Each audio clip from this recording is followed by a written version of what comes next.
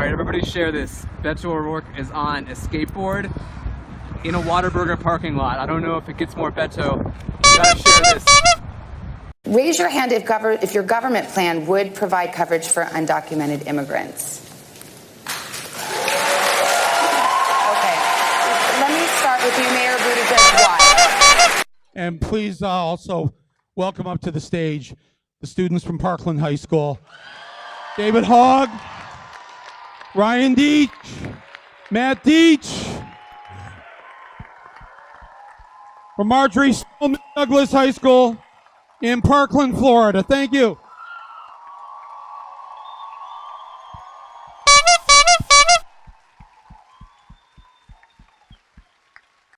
Why should another white guy be president? Well, a white guy who doesn't see other identities or understand other experiences should not be president. I do. And you know, where there would be gaps in my knowledge or my experience, I will pass the mic to people you know, who do have that experience. I've also pledged that I would ask a woman to serve as vice president. But I will always be real with you. I will be bold without the bold. My wife and I, we fight insurance companies. We had a little took a little longer on the floor. Custody of the border. Everyone started sending signals. The U.S., Mexico, Canada. If that's not the accurate character, some people call it after NAFTA. Some call it NAFTA. I'm sorry we haven't talked more tonight about how we're going to beat Donald Trump. I have an idea about Donald Trump. Donald Trump is not going to be beaten just by insider politics talk. He's not going to be beaten just by somebody who has plans. He's going to be beaten by somebody who has an idea what this man has done. This man has reached into the psyche of the American people, and he has harnessed fear for political purposes. So, Mr. President, if you're listening, I want you to hear me, please. You have harnessed fear for political purposes, and only love can cast that out. So sir, I have a feeling you know what you're doing. I'm going to harness love for political purposes. I will meet you on that field, and sir, love will win. Gay rights, loud and proud! Breaking news in just minutes, the House of Representatives will vote on the Senate's version of a bill to address the humanitarian crisis at the border. House Speaker Nancy Pelosi saying the House will pass the bill, but more progressive members of the Democratic caucus are slamming the decision, including Congress. If you're on stage with President Trump in a general election, you're prepared to call him a racist to his face? Absolutely. Look, it gives me, honestly, it gives me no pleasure to say that. I have conservative friends who are certainly not racist. You know, we can disagree in this country.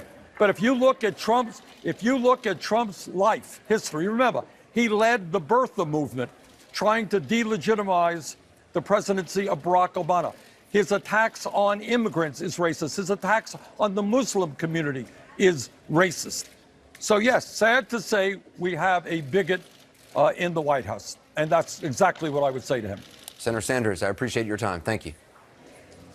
Andrea Ocasio-Cortez from New York, who joins me now. Congresswoman, thanks for joining us. You tweeted, quote, under no circumstances should the House vote for a McConnell-only bill with no negotiation with Democrats. Hell no. That's an abdication of power we should refuse to accept. They will keep hurting kids if we do. Those are strong words against Speaker Pelosi.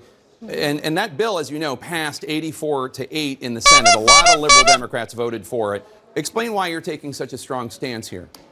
Because, you know, Jake, this is an issue not just of the substance of the bill, but also the process of how we got here.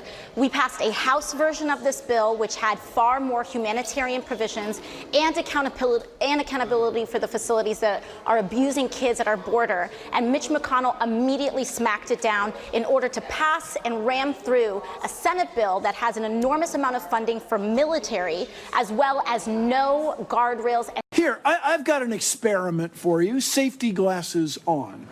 By the end of this century, if emissions keep rising, the average temperature on Earth could go up another 4 to 8 degrees.